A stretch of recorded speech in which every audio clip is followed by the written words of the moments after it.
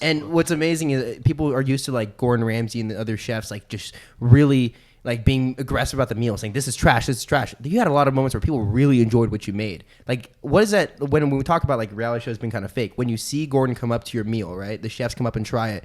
What's that feeling? And then you see him be like, this is good. Gordon Ramsay just told you what you made is banger. Yeah, no, I mean it was. Banger. Is that not a great choice of words? Yo, this shit's so banger. This shit is is solid. Dude, this shit's over the top banger. Getting his approval. Yeah, I mean everyone knows him as I don't know what you'd call him, but he among other things is probably the world's harshest food critic that we all know of, right? Yeah. And so him walking up to your dish that's pretty intense. Yeah.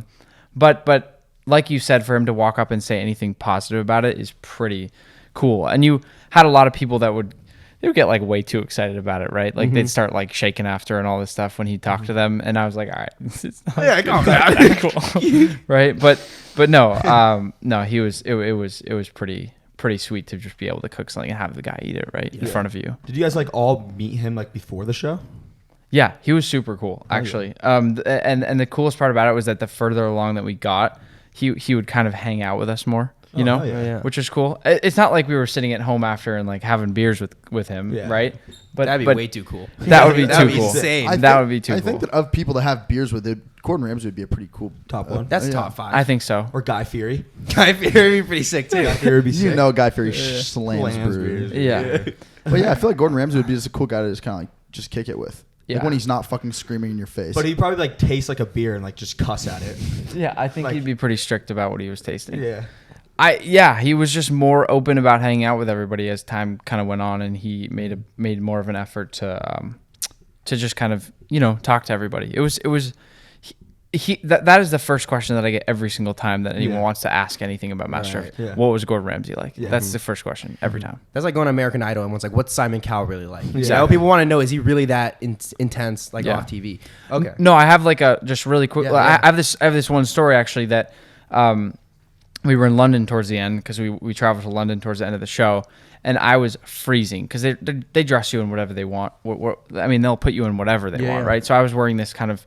They were trying to make me out to be kind of the preppy, college kid or whatever. Mm-hmm. And so I had this button-down shirt on, and it was freezing. It was 40-something degrees, and it was so cold. We were there the whole day in this castle, and I remember towards the end of the night, I was shivering. I mean, my hands were pale, and I was shivering. And he actually.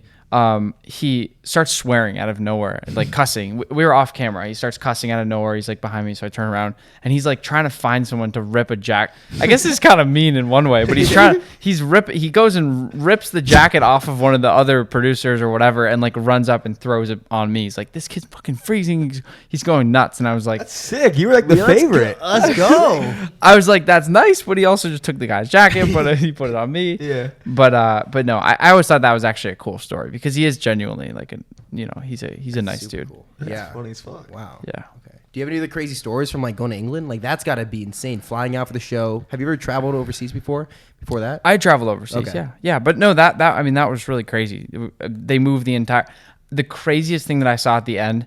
I remember the numbers because it was just so absurd. Was at this castle. The episode had 4 contestants and there were 120 crew members or so. Holy shit. It was just insane. I mean, just a sea of crew members behind this and doing all sorts of crazy stuff. And then 4 of us. And I was like, wow, that's TV. Yeah. It's TV. And you got like the treatment where you have to. You're in the trailers and everything, the makeup, everyone's taking care of you. Because there's only 4 people and 120 people making sure that you guys are doing it really well. It goes, runs. Yeah, you got hair and makeup. I was always that guy that was trying to dodge makeup because I was like, I don't want any makeup. I just like didn't want it. And I was just thought I looked weird in the mirror with it on. So I was always trying to they were like, hey, Nick, have you done your makeup? And I was like, and they knew I hadn't. But no, you got the whole treatment, right? You got the hair, you got the makeup, you got the... It was weird to throw a bunch of ordinary people into that, right? Wow. Yeah. What were the other contestants like? What was their typical background? I mean, this is the craziest thing, right? Is like day one when you get there, when they have 80 people or whatever, that they've already narrowed down a lot, right? From that year, I think it was 20,000 people at the start, and then they narrowed it down to the 80, and then it goes to 40 to start the show, and then 20 a day later. You see some you see some characters. Oh, really? It is a weird hotel lobby. It's just a weird lobby. Do they all go like drink after like the show at all? Like you guys like It's hang just out and drink? I mean, you can like pick any configuration of a human in your head right now, and that person, one of them will be there, right? In this collection of people down in the lobby. It was just crazy, right? The first little bit, and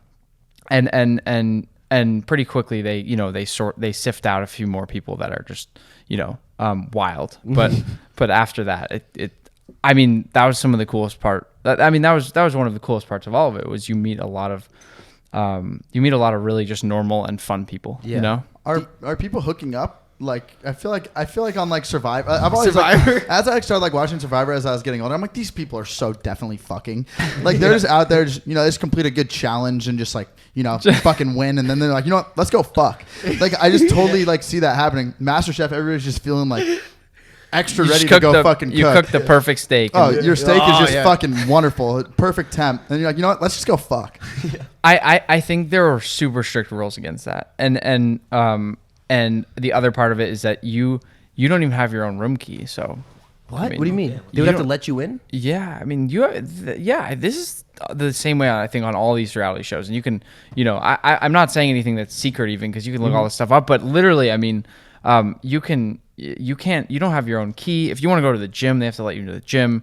I mean, you're in your room and you're in your room, and then if you're not, you're not. They track. I mean, you're just like, you can't do anything. You can't even pee without someone hearing you on the mic. Yeah. Wow. Oh, because you're mic'd up the entire time. They can hear everything you're saying. That's insane. Okay. Yeah. That's intense. Wild. Yeah. Wow. Okay. So then when you're talking about all these like crazy characters, right?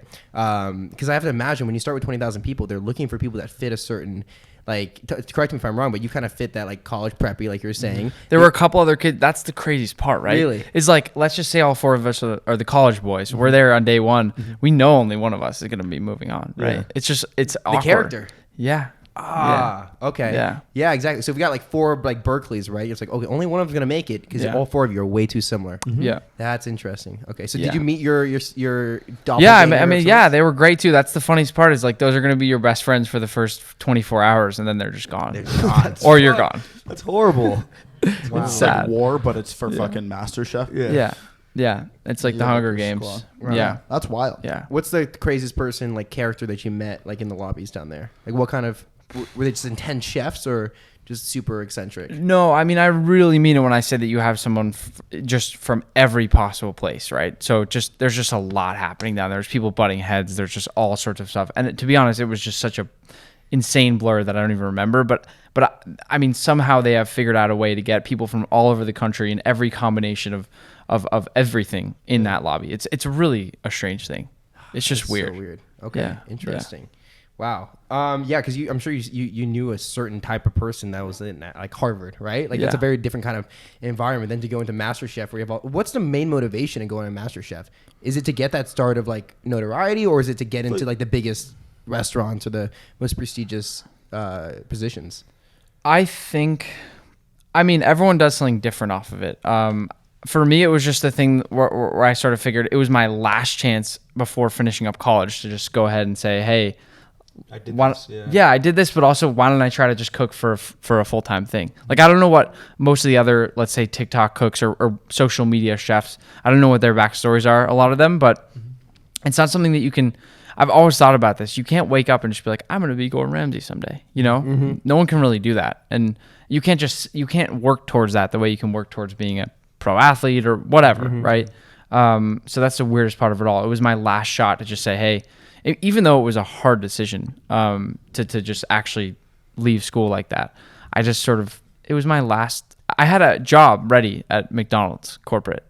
Okay, I thought you were about to say McDonald's. It's like, that's a waste of your talent, dude. Like, you can cook a lot better than a McChicken. I'd make a mean Big Mac, though. I was thinking like that's like a waste of your Harvard degree. I'm like, wow, you just went to Harvard for 4 years and you're working at McDonald's. But I guess it's corporate. It's different. Again, that's super fucking Harvard. It's like I got a job at McDonald's. It's just you're working like to actually like improve the McDonald's business opposed to. Well, no, I was gonna be. This is the coolest thing ever, especially if you like McDonald's a bunch. But I was gonna be driving around with a quota I had to hit every day or every month, and I was just going to be taste testing undercover at restaurants. So I was going to have to like go sometimes with a disguise or whatever too, because they'd start knowing who I am. Yeah. And they all tell each other who's that Nick's coming. Oh yeah. When do you think that job would get really old? Because like there's been free times, food all the time, right? but it's fucking McDonald's, McDonald's. and you're driving miles for it, dude. And like, dude, it's like, I mean, think about it. Like, because I probably eaten McDonald's 10 times in 1 week, max, right? And I mean, that's 10 a lot. times? That's a lot. That's a lot. I mean, You guys, we all More went to than college. We all went to college 10 like, times? Bro, you could Think about it, spend dude. literally $5 for 3 cheeseburgers. Like, I mean, you start your week off like it's Saturday morning. You're like, wow, I feel like shit. Yeah. And then you're like, okay, I'm gonna go to McDonald's for breakfast. And then you're like, okay, fuck it, lunch is looking pretty good at McDonald's. And then you're like, you know what, fuck it, maybe I'll just go to dinner. No, and then that's weird. You dude. wake up the next day on Sunday, still hungover, and then you're like, okay, I'm gonna go get McDonald's again. And then the cycle just keeps on continuing. I'm not on that.